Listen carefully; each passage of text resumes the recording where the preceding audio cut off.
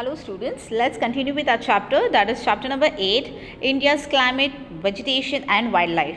As in the introduction video, I had told you about that in this chapter we are going to discuss about the climatic conditions of India, and we are very much favorable with it. We have 4 seasons, that is winter, summer, rainy and autumn, and all the seasons have their equal distribution.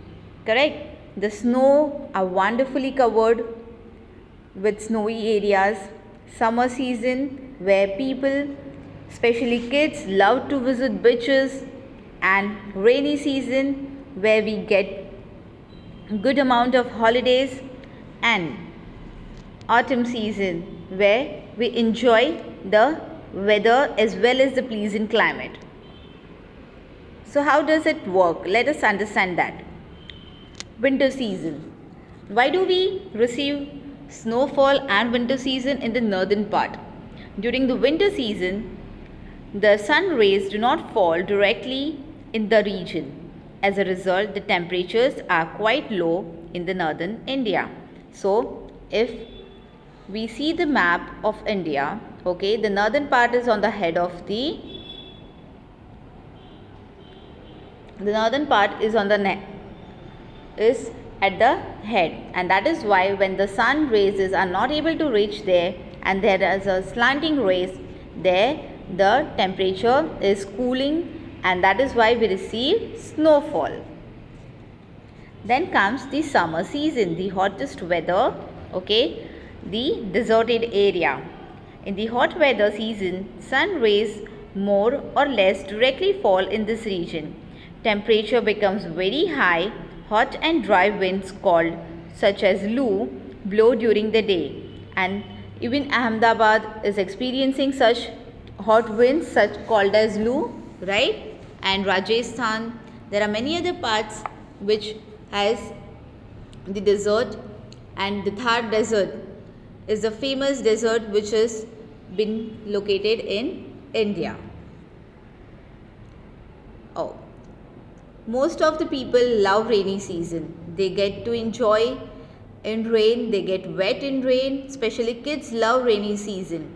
This season is marked by the warmest and advance of monsoon. The winds blow from Arabian Sea and Bay of Bengal towards the land. They carry moisture with them. When this wind strikes the mountain barriers, rainfall occurs, and that is why we find heavy rainfall especially in the western part and as well as in the eastern part.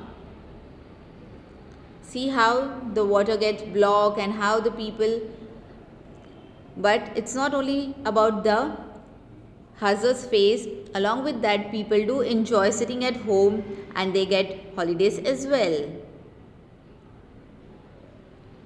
Now let's talk about the forested area. Do you really think that forest is necessary? Yes, forest is very much necessary. It helps us from various functions. They give us wood, furniture, fuel, wood, fodder, medicinal plant, herbs, honey, gum, and so many. It doesn't have any kind of limit. So over here, especially we see that there are different kinds of trees, tall ones, the short shrubs, the leaves which have been fallen down. So how does it work?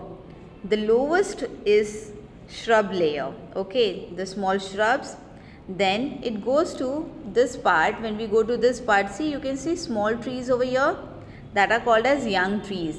Then when it goes much higher, that is around 40 meters, it has canopy tree over here, and the tallest one which covers this area and partially the sunlight is allowed to enter to the land part, that area is called as emergent layer, and that is around 60 meters height.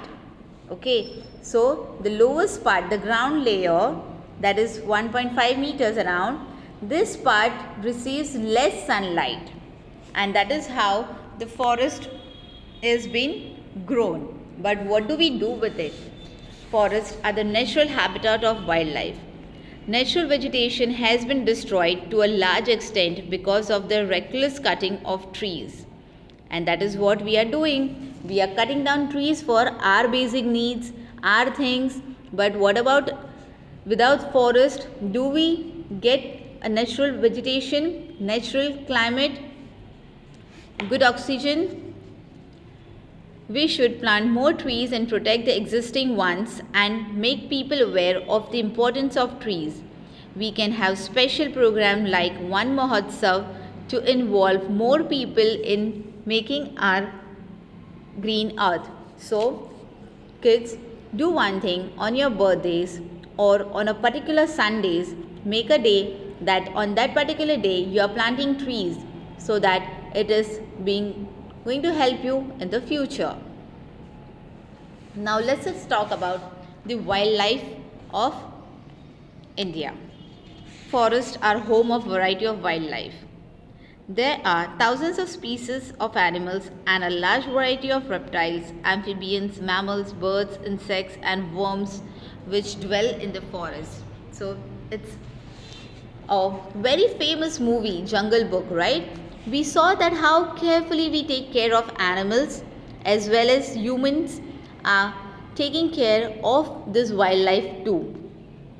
The tiger, which is our national animal, is found in various parts of our country, especially in Gir, in Gujarat, that is in the western part. Okay.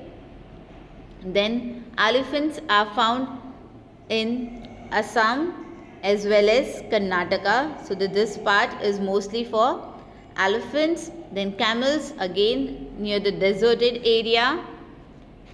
Then Himalayas have leopards, bears, wild goats over here.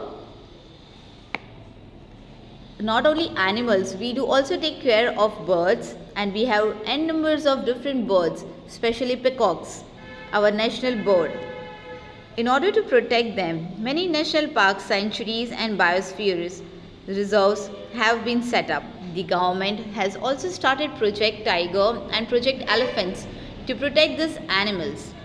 You can also contribute in conserving life of an animal.